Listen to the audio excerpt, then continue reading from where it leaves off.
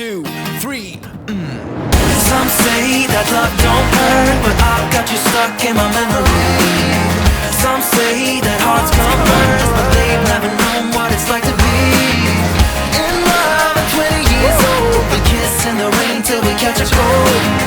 Some say that love don't hurt, but I want you back, cause I've got you stuck in my memory.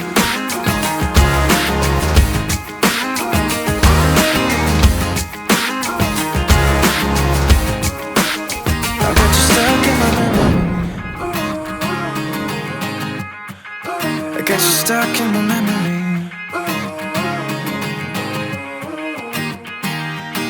All goods, and magandang araw nga pala sa inyong lahat. And grabe yung init ngayon sa atin dito sa Pilipinas. At ngayon nga pala ay nandito tayo sa pinakamahal na lugar ngayon dito sa ating Pilipinas, ang gasoline station. Ay nandito na nga pala tayo sa Total ngayon dito sa NLEX, dahil ngayong araw ay meron tayong panibagong biyahe ulit na gagawin. Sobrang tagal nating nawala dahil nga, ayan, kung mapapansin nyo naman, tayong lahat ay apektado talaga ng pagtaas ng gasolina.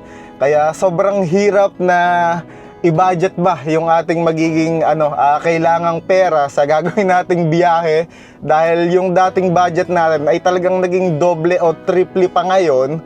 Kaya talagang ginawan ko muna ng paraan para syempre tayo nga ay makapamasyal ulit sa magagandang lugar. Kaya ngayon ay sasamahan nyo si Mamen, ha. Ngayon nga pala ay pupunta tayo sa gawing norte, pupunta tayo sa gawing Pangasinan, para doon naman tayo maghahanap ng mga spot na ating pupuntahan at may explore. Ayan, ngayon ay aandar na tayo dito sa pinakamahal na lugar dito sa Pilipinas. Ayan, paalam, hindi pa naman tayo nagpapagas dahil sa tingin ko naman ay aabot pa naman yung gasolina natin. Kaya doon na tayo sa madadaanan natin magpapakarga ng gintong-gintong gasolina, Napakahirap na magbiyahe ngayon, lalo't malayo yung pupuntahan mo. Kaya ngayon ang ginagawa ko ay naka-eco mode lang ako dito sa sasakyan natin na si Isla. Can we work it out? Only time will tell. It's gonna take a lot, cause we've been through hell. I can't be without you. I've tried and I failed. So can we work it out? Yeah. Only time will tell. Grabe talaga yung init ngayon, Pagka ganitong summer talaga, maluluto ka. Pagka ikaw ay gala, nakagaya ni Yo Mamen. Nandito na nga pala tayo ngayon sa Pangasinan, at halos nasa 1 oras at kalahati na nga lang pala ay makakarating na tayo doon sa unang spot na pupuntahan natin. At naiisip ko nga pala na medyo magtagal tayo dito sa lugar ng Pangasinan para kahit papano nga ay masulit natin yung pag-alis natin, dahil nga sobrang mahal talaga ng gasolina ngayon. Kaya dapat pagka-aalis talaga tayo ay makagawa tayo ng medyo marami-raming vlog para kahit papano pag uwi natin ay sulit na sulit ba. Kasi kung magbabalikan lang tayo ay nako, lugi tayo sa gasolina. Tapos yung sinasahod nga natin sa YouTube ay hindi naman ganong kalakihan. Kaya ngayon ang gagawin natin ay mag-stay tayo dito ng medyo matagal. Tapos titingnan natin yung mga magagandang spot dito at mga kalikasan nila. Kaya ayun, panigurado ay mag-enjoy kayo dito sa ginagawa natin na to at gagawin natin, dahil maghahanap talaga tayo dito sa lugar ng Pangasinan na pwede nating mabisita. At syempre ngayon nga lang rin tayo nakapunta dito sa lugar na to, na tayo lang din yung nagmamaneho. Kaya talagang susulitin natin yung pagbisita natin dito sa lugar ng Pangasinan. Can we work it out? Only time will tell. It's gonna take a lot, cause we've been through hell. I can't be without you. I've tried and I failed. So can we work it out? Yeah. Only time will tell. Rough roading. Ay, nandito na nga pala tayo ngayon sa Lingayen, Pangasinan. At sa tingin ko ay tama naman tong dinadaanan natin. Ay, kung mapapansin nyo naman ay medyo rough road itong kalsada, pero kinakaya naman ng sasakyan natin na si Isla. Kaya kung pupunta rin kayo dito sa spot na bibisitahin natin ngayon, sa tingin ko naman ay kakayanin kahit na mababa yung sasakyan nyo. Dahil ayun, kitang-kita nyo naman na basic lang kay isla natin. Kitang-kita ko na dito sa mapa natin na malapit na talaga tayo sa dagat. Papakita ko sa inyo sa mapa natin. Ayan lang yung mapa, tapos yung dinadaanan natin. Mga ilang segundo na lang ay makakarating na tayo sa ating unang spot.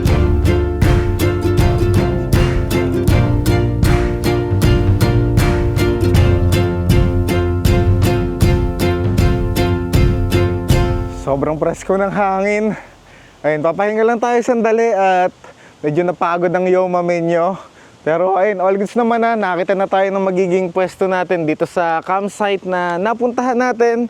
At dito tayo popwesto. Medyo malapit na siya dito sa dagat. Mga ilang lakad na lang ay pwede na tayong makakita ng magandang dagat dito sa pinuntahan natin, dito sa Ice Campsite. Ayun, sobrang solid sa spot na to.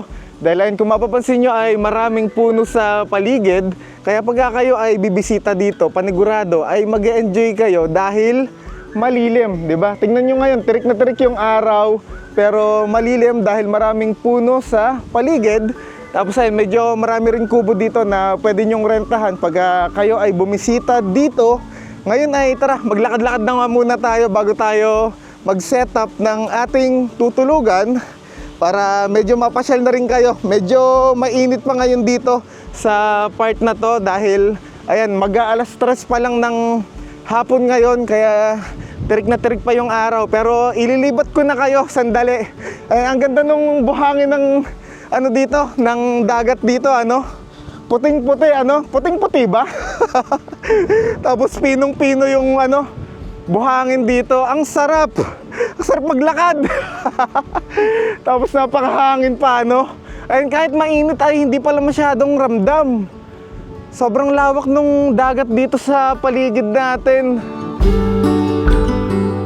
You told me the thing, what shape or form that you're in,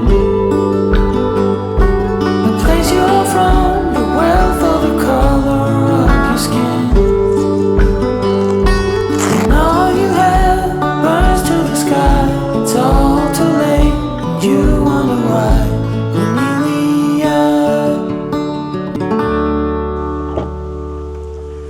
Palit muna tayo ng ating tsinelas. Buti na lang ay may baon tayong ganire, yung open lang na tsinelas. Dahil nga pagka ganitong nasa dagat ka, yung mga buhangin ay pumapasok pagka ikaw ay naka-crocs na ganito. Kaya ngayon ay nagbabaon na talaga ako ng ganitong simpleng tsinelas para kahit papano ay presko. Medyo nakakairita kasi pagka yung ganitong crocs ay may buhangin sa loob. Parang hindi ako mapakali. Kaya ngayon ay madalas ay nagbabaon na ako ng ganito. Ayan, pahinga muna tayo sandali, ano. Medyo hinihingal ako dahil grabe talaga yung init ngayon dito. Ayan, kuha muna tayo ng inumin sa ating rep. Papakita ko sa inyo yung bagong rep natin. Ayan yung rep natin na magagamit natin.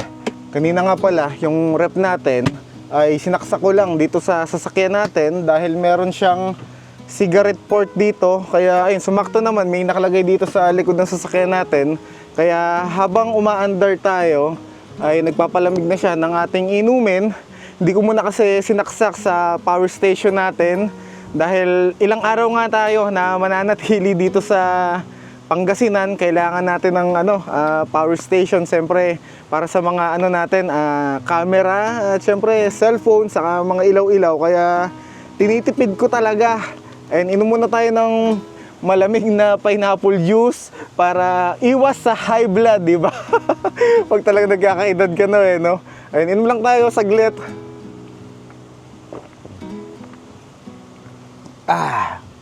Sarap pala pag meron kang rep, no? Siguro sa mga susunod na biyahe natin dito ay bibili na tayo ng ulam natin. Total may rep naman na tayo. Nax! Ayun, yung sa nanlalait sa akin dyan na wala akong rep. Ayun, meron tayong Coolman ngayon na rep. Kaya ayun, panigurado sa mga biyahe natin na gagawin ay meron nang magpapalamig sa inumin natin dahil saktong-sakto nga, mainit ngayon. Kabit na natin yung ating hagdan. Ayun, pangalawang beses pa lang natin tong magagamit. Nung nakaraan nagamit natin to, nung tayo ay nakila Nanay Nati. Ayun, ngayon ay pangalawang beses pa lang.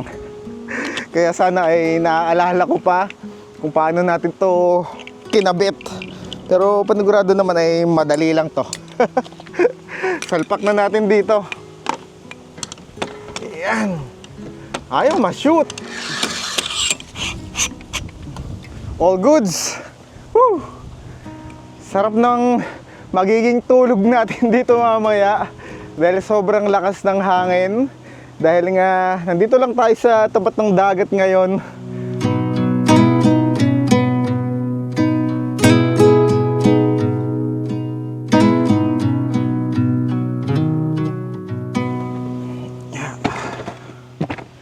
Kunin na natin yung ating mga upuan at lamesa para maayos na natin doon.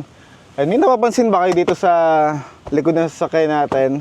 Dahil ngayon ay may box na tayo. Dahil nung nakaraan ay pumunta ako ng SNR, tapos nakakita ako ng container box. Sakto naman ay medyo mura lang.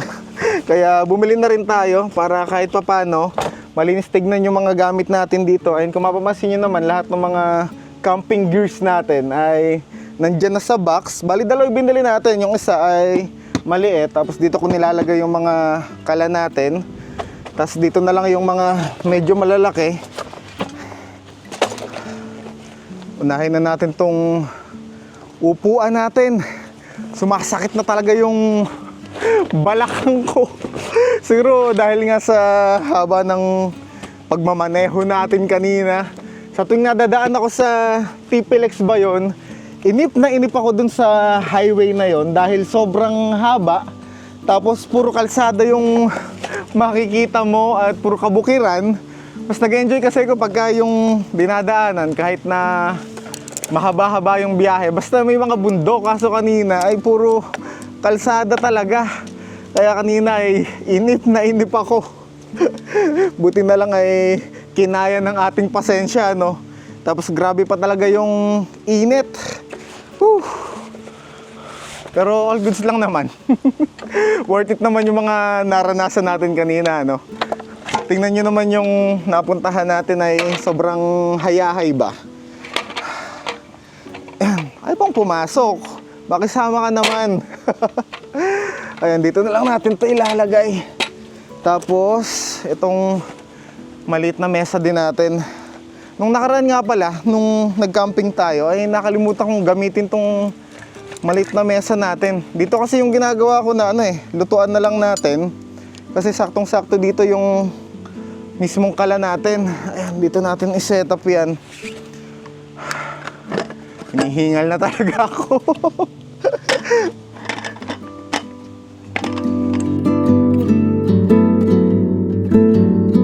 Last ball. Pangdagdag sa ating lagayan. Nakita niyo naman yung mga gamit natin, basic na lang na i-set up. Dahil ang Yoma Minyo ay tamad talaga sa mga yung maraming liligpitin ba. Kaya ganito na lang yung mga pinipili ko.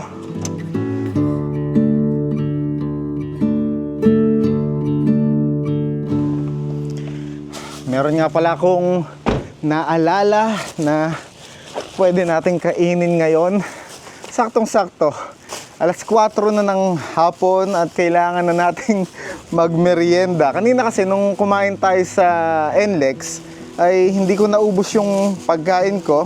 Naisip ko nga na baunin na lang natin dito para pagdating ay hindi tayo gutom na gutom. Ah, sarap!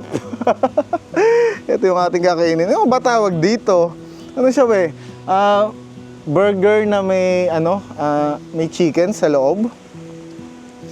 Nakalimutan ko ano pangalan eh. Basta kakainin natin siya ay nalaglag yung ano, yung gulay. Wala pa namang 5 minutes.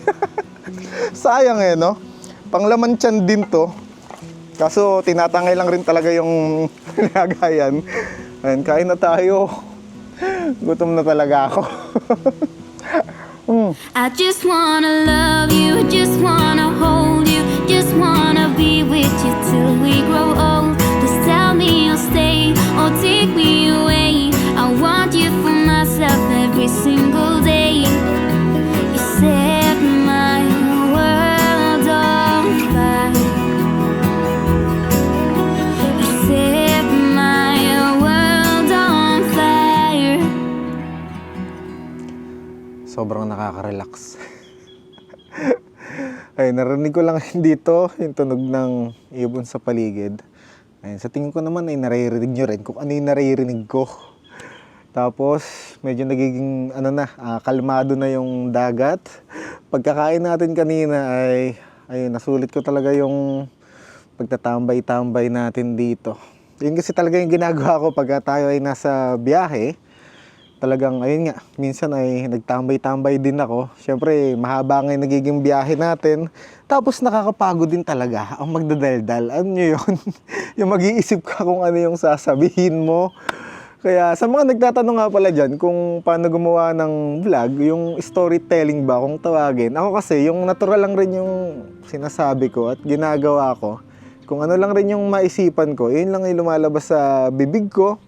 Pagka nakita ko ng maganda sa paligid ko, yun lang rin yung mga sinasabi ko sa inyo. Kaya kung kayo ay gusto nyo rin na mag-vlog kagaya ko, maging natural lang kayo. Mas maganda yung natural. Di ba minsan ako nagkakamali sa mga sinasabi ko. Di ba? Natural lang naman yung magkamali, di ba? Kasi wala namang perpekto. Pero sa bawat pagkakamali natin, meron naman tayong natututunan. Talagang bumabanat pa ako ng ganyan eh, no? Kasi mag-isa nga tayo dito.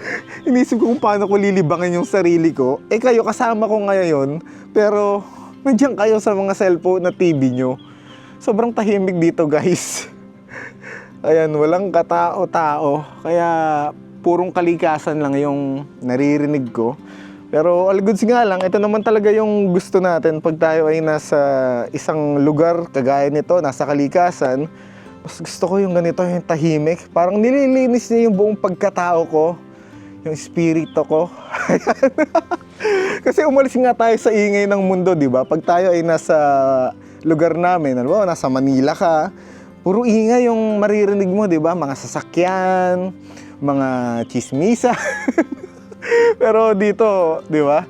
Pag nasa kalikasan ka, sarili mo lang yung kasama mo. Tulad ko, di ba? Walang tao na maaaring humusga sa'yo. O kung ano man yung sabihin sa'yo, pag nasa ganitong kalikasan kasi ko, mas nararamdaman ko yung buhay ko. Kasi alam kong walang tao sa paligid ko. Wala akong iniisip na baka mamaya may sinasabi sa akin yung kung sino-sino, di ba? Kaya mas nag-enjoy ko talaga pag nasa kalikasan ako na ganito. Mas payapa, kalmado. Yan yung mga nararamdaman ko. At sana kayo rin, habang pinapanood nyo to, at nakita nyo yung pagmumukha ko, ay nare-relax kayo kahit papano. Dahil talagang pinaghihirapan ko itong ginagawa natin. Kaya tatapusin nyo madalas yung video natin. Sa tingin ko ay baka kapag na tayo, tampisaw dito sa dagat. Dahil medyo makulimlim na ngayon. Ay, nag-apak na nga pala tayo para madama natin itong pinong-pinong buhangin dito. Sobrang awesome, men.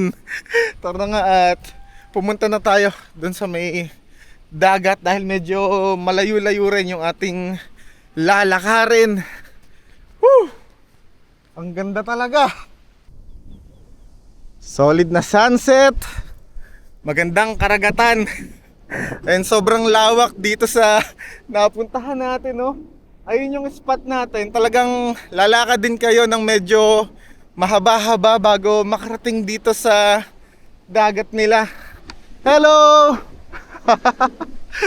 Ayun yung anak ni Ate Jackie. Malalim ba yung tubig dito? Malalim? Kaya naman? Mababaw lang. Tingnan nyo, nag-enjoy lang sila dito. Ano pangalan mo? Hana May. Ikaw, ano pangalan mo? Erika, paras kayong anak ni Ate Jackie. Hindi po kapitbahay na. Ah, kapitbahay niyo to. Ikaw, kapitbahay din. Yung Akala... dito po yung bahay. Okay. Akala ko anak kayo ni, Ate Ito Jackie. po, anak natin dyan. Ito anak ni Ate Jackie. Ayun, no? Sarap ng nakatira sa tabing dagat, Pagka ganitong hapon, lalaro ka na lang sa katatampisaw sa dagat. Malalim ba yung dagat na yan? Mga hanggang san lang? Mga hanggang dito. Kinakabahan ako eh. Wala bang malalim dito na park? Malalim po yung may ani. Pagka may alon? Kayo ba hindi kayo maliligo? Tara, samahan niyo ako. Tara, maligo tayo. Ayun yung mga bata na to, kalaro natin dito ngayon. Tatakot ako no? Sila kabisado na nila yung dagat dito, di ba? Kaya magpapasama tayo sa mga bagets. Total tayo naman ay bagets din, di ba? Let's go!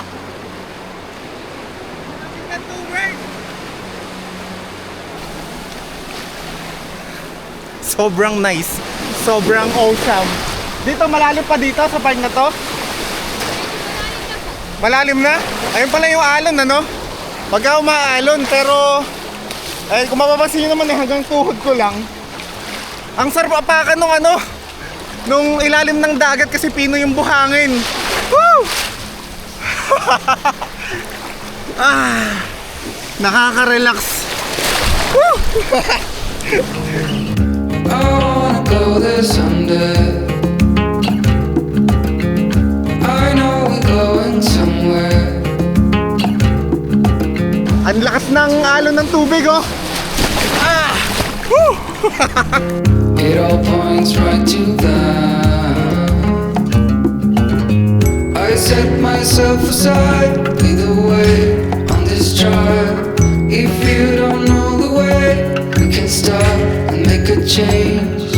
I know we walk for days, losing hope, fading love. This night will be okay, waking up to another day. Magandang gabi na sa inyong lahat. Guys. Ngayon ay magsasaing na tayo para mamaya ay makakain na rin tayo ng hapunan at para maaga rin tayong makapagpahinga dahil nga matagal-tagal tayong mananatili dito sa Pangasinan. Kaya ayun, agahan natin ng tulog mamaya para ayun, all goods. Pagising natin ay meron na tayong malakas na katawan, di ba? Ganito rin ba kayo magsaing yung sinusukat nyo na nagamit yung unang linya dito sa sa daliri natin? Sa tingin ko ay iilan lang yung mga nakakagawa nito, lalo yung mga batang 90s lang na kagaya ko. Ako kasi ganito pa rin ako magsaing. Yung iba kasi pagka wala ng sukatan, nahihirapan sila magsaing, pero buti na nga lang tayo ay nasanay nung ating kabataan na ganito yung pamamaraan ng ating pagsasaing. Naks! Pinagyabang pa talaga, Alam niyo, sobrang natutuwa ako dito sa ating maliit na ginagamit na to. Alam niyo ba, simula nung binili natin tong electric lighter na to ay hindi pa rin siya nalolobat. Imagine mo, ilang buwan na. Tapos madalas natin siya na ginagamit. Kaya pagka gusto niyo ng ganito ay bumili kayo. Alangan namang ibili ko pa kayo, di ba? Nasa online shop lang to at i-search nyo lang yung ganito. Ayan, para makita nyo rin yung itsura. I-search nyo na lang. Di ba? Pagka gusto nyo, bumili kayo. Ayan, buksan na nga natin tong ating kalan para tayo makapagsaing na. Habang hinihintay nga pala natin na maluto ang ating sinaing, ay may papakita ko sa inyo na nung nakaraan ay binili natin online. Ayan, talagang pangarap ko na kasi talaga yung ilaw na to, itong Autas. Di nga pala in-sponsor sa atin to. Talagang gusto ko lang talaga siyang bilhin para syempre magkaroon nga tayo at magamit natin sa ginagawa natin na pagta-travel na to. At papakita ko lang sa inyo dahil ito yung unang beses na magagamit natin siya. Medyo hindi ko pa nga siya masyadong alam kung paano gamitin. Pero parang ganito lang naman. Ayan, di ba? Tapos, ayan. ayan guys. 'Di ba kanina medyo madilim kasi tayo. Medyo tinitipid ko kasi yung power station nga natin dahil medyo matagal nga tayo dito sa Pangasinan, kaya ito na lang outtask ang isang ilaw pa natin. Ay, nakakatuwa. Ang ganda niya. Siguro pwede natin to na ipatong dito sa isang patungan natin, para nakataas. Tingnan natin kung okay lang. Okay lang ba dyan, guys? Ang mahalaga lang naman ay maliwanag. Ayan. Matagal kasi malobat yung na to. Yung ilaw na yan. Kaya gustong gusto ko talaga. At buti na nga lang ay meron na tayo ngayon. Magagamit na natin palagi yan, di ba? Tapos, papakita ko na rin sa inyo kung ano yung kakainin natin ngayong gabi. Dahil talagang napagod din ako. Kung sa bagay, ngayon pa lang naman yung unang episode natin dito sa Pangasinan. Ito na nga lang pala yung ating kakainin. Itong homemade gourmet na chicken isaw na gawa ni Ninya ng Bonnie RB. Ayun, pag gusto nyo nga palang umorder nito, ay nasa description natin para ayun, makapag-avail na rin kayo nito at matikman nyo na rin.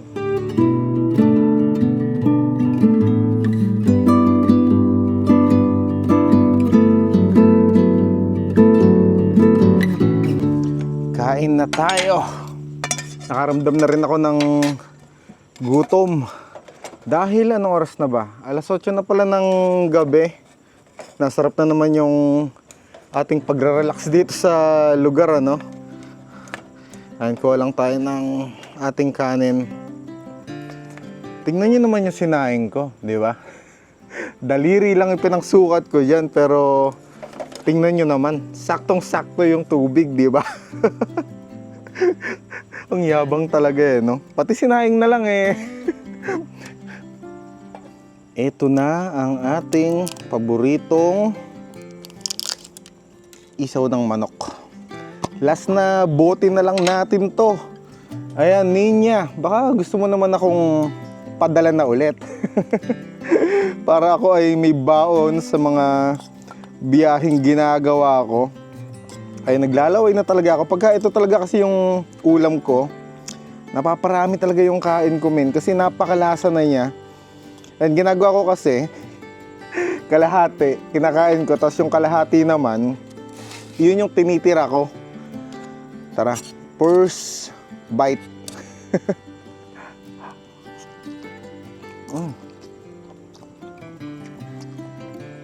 Hindi talaga nakakasawa tong isaw na to. Iba-ibang flavor yung meron nito pero sa lahat, ito kasi yung pinakagusto ko.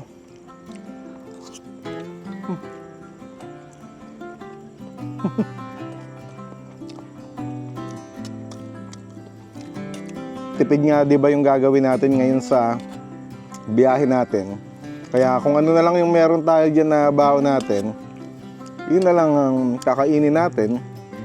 Kasi mas kailangan nating pagtuunan ng pera, yung gasolina natin, saka yung pambayad kung saan-sang lugar na mapupuntahan natin. Sa atin ngayon, mas mahalaga talaga yung gasolina dito sa ginagawa natin. Kaya kung hindi man ako makapagluto ng kung ano man, alam nyo na kung bakit, di ba?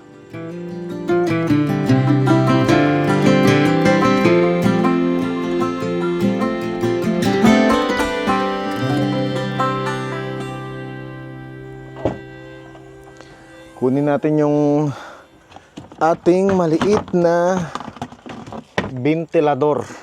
Medyo matagal-tagal na rin natin tong hindi nagagamit, kaya ngayon ay gamitin na natin.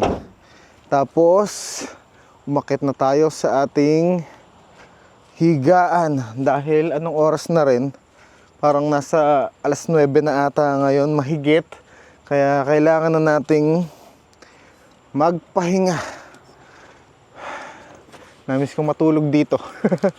Halos ilang linggo rin tayong hindi nakapag-camping Ayan, pasok na tayo dito sa ating munting tahanan. Ayan, inayos ko na to kanina para aakyat na nga lang tayo pagkakain. Tapos samahan nyo muna ako na i-set up natin yung ventilador natin dito. Di ba? Diyan lang kayo guys, hindi tumatayo itong ano natin, itong tripod natin. Ayan, dito na lang natin ilagay. Saka natin buksan. Medyo tumatagal tong ventilador natin. Kaya nito ang ang buong magdamag hanggang pagkagising mo sa umaga ay merong sindi yung ventilador natin na yan. Kaya sulit na sulit talaga pag gamit natin sa biyahe natin. Ilak na natin, ayun, nahutal na ako. Ilak na natin yung ating sasakyan para makapagpahinga na rin tayo. At syempre, dahil nga solo tayo sa mga biyahe natin, kasama natin si Sinchan. At eto, kasama natin si Kuku. And ako ay magpapahinga na rin para makabawi tayo ng lakas. Magkita-kits na lang tayo bukas ng umaga.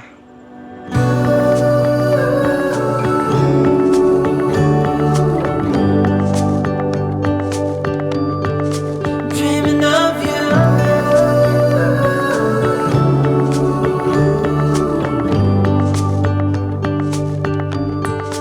Dreaming of you.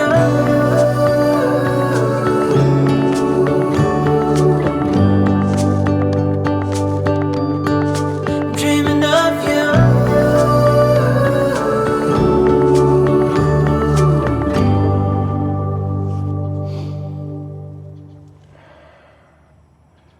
Parang ayoko pa talagang bubangon.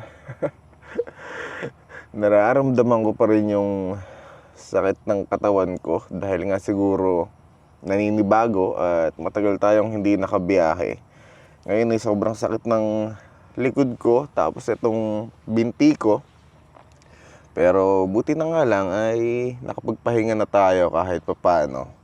Halos nasa 6 na oras din yung naging tulog natin. Ayun, 5 hours and 54 minutes. Magandang umaga nga pala sa inyong lahat. At ayun, sobrang sarap ng klima dito kagabi. At kaninang madaling araw ay grabe, sobrang lamig. Buti na lang yung nadala nating kumot ay makapal-kapal. Kaya kahit pa paano ay may panlaban tayo.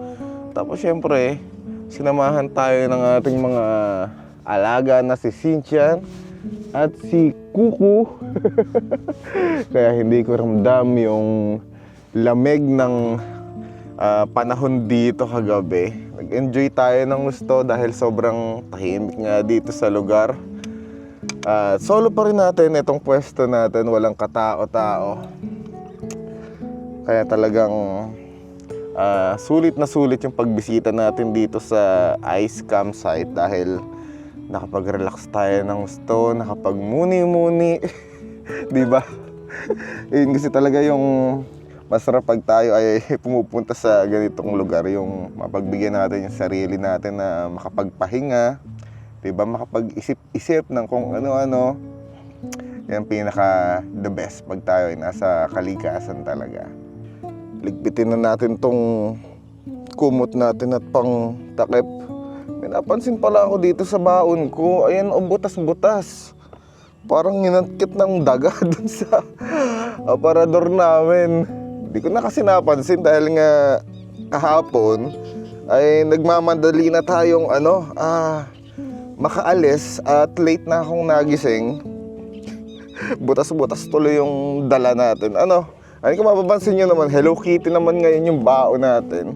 Babae kasi yung anak ko, kaya puro yung karakter ng ganyan, puro pambata, diba? Tapos puro pambabae din. Hindi man tayo maselat. Ang mahalaga lang naman sa akin, pag tayo ay nasa biyahe, may magamit lang ba tayo para tulad nito, lumamig kagabi ng sobra. Kung wala tayong dalang ganito, ay nako, mahirapan tayong matulog.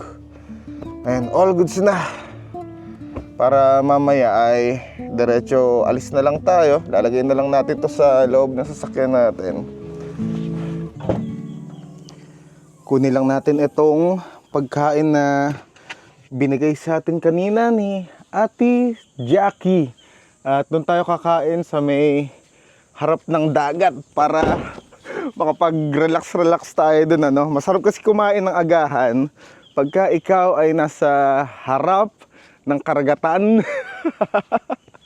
'Di ba? Mas masarap yung pagkain pagka tayo ay nasa kalikasan talaga. Saka ayan, tingnan niyo naman yung pagkain natin ngayon.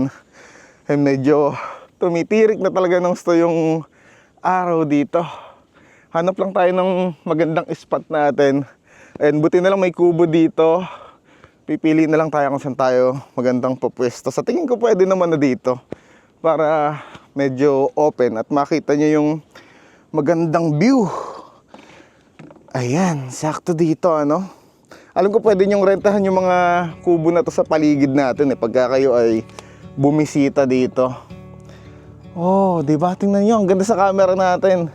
Teka lang, lalabas ko lang yung tubig natin. Inipit ko muna dito.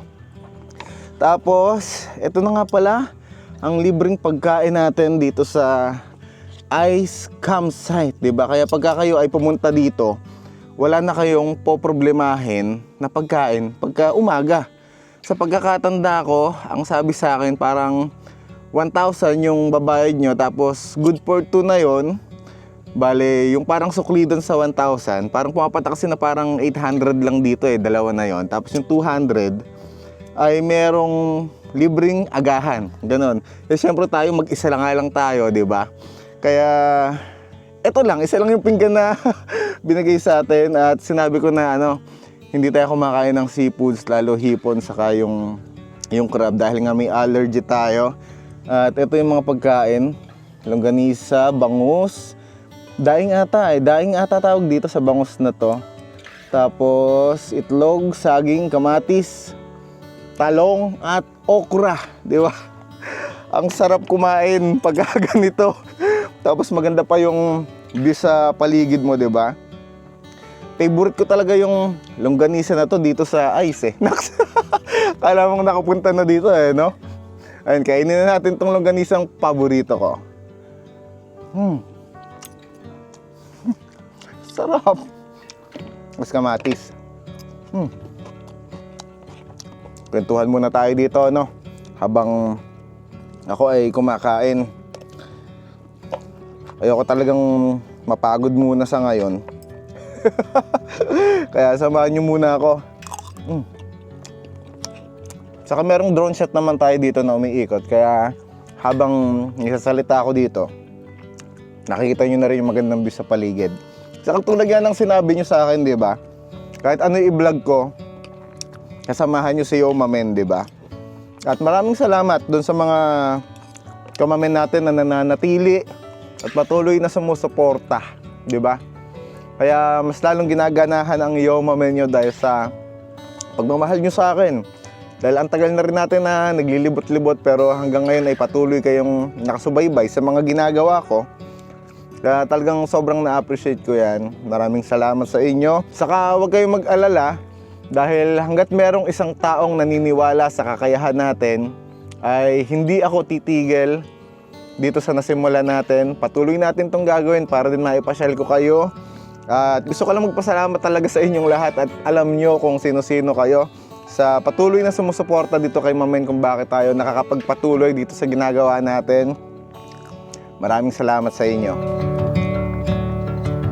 You don't walk, you levitate.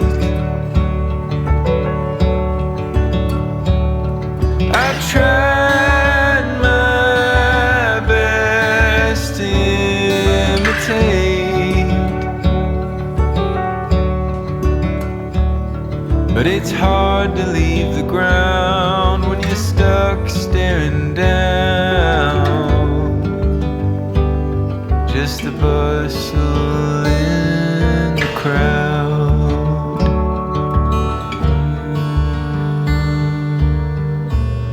Urungan na natin tong pinagkainan natin. Tapos yung pinagsaingan natin kagabi para may ayos na rin natin. Tapos maisoli na natin kila Ate Jackie. Gaganda rin ng mga kubo dito Pagka kasama nyo yung mga anak-anak nyo, tapos wala naman kayong tent halimbawa, ay pwede na kayo mag-rent dito sa mga kubo-kubo nila. Tapos meron pa sila ditong kubo na nasa taas ng puno. Ano ba tawag doon? Tree house, di ba? Tree house daw no? Ayun, mag-urong muna tayo dito. Ay, buti na lang pala ay merong gripo. Kasi meron akong naaalala na ginamit yung poso na to. Tapos nasira pa. Ayan, naalala ko si Ninya kasi nung nakaraan ay galing dito. At siya rin yung dahilan kung bakit nalaman natin yung spot na to. Ayan Ninya, yung sinira mong poso ngayon ay hindi na ata gumagana. Ay gumagana pa naman pala. Kaso pinahirapan ka lang talaga nila Ma'am Ay tapos nila Ate Jackie kasi ngayon kinabitan na nila to ng ng gripo kaya hindi na tayo mahihirapan na mag-urong. Gusto ko nga lang rin palang magpasalamat ulit sa may-ari nitong ice campsite dahil sa pagtanggap sa atin dito.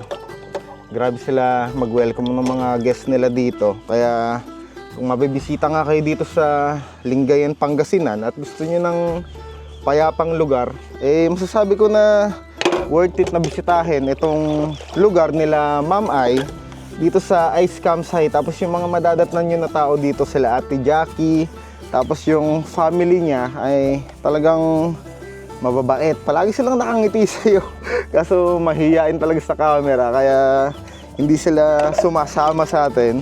Pero ang mahalaga naman pagka personal ay talagang lahat sila ay mababait. Ganda na itong itong ganitong pinggan na kahoy. Pag nga tayo ay nagawi ng Aurora, bumili tayo ng ganito kasi parang dun ko nakikita na may mga nagbebentang ganitong kahoy para magamit din natin. Para iba-iba yung gamit natin na ginagamit sa pagka-camping.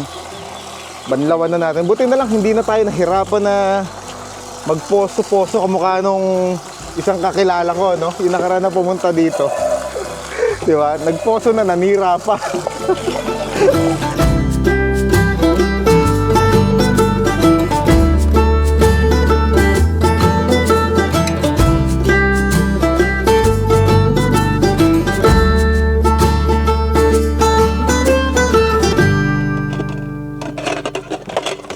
Magligpit na tayo ng gamit natin para tayo ay makalipat na ng pwesto natin dahil medyo mahaba-haba pa yung araw na to at marami pa tayong pwedeng gawin dito sa Pangasinan. Sana lang ay nag-enjoy kayo kahit konti dito sa unang episode na ginawa natin. Huwag kayong mag-alala dahil ito pa lang ang simula ng ating paglalakbay dito sa gawing Pangasinan. 1, 2, 3. Some say that love don't hurt, but I've got you stuck in my memory. Some say that hearts come first, but they've never known what it's like to be in love at 20 years old. We kiss in the rain till we catch a cold. Some say that love don't hurt, but I want you back, cause I've got you stuck in my memory.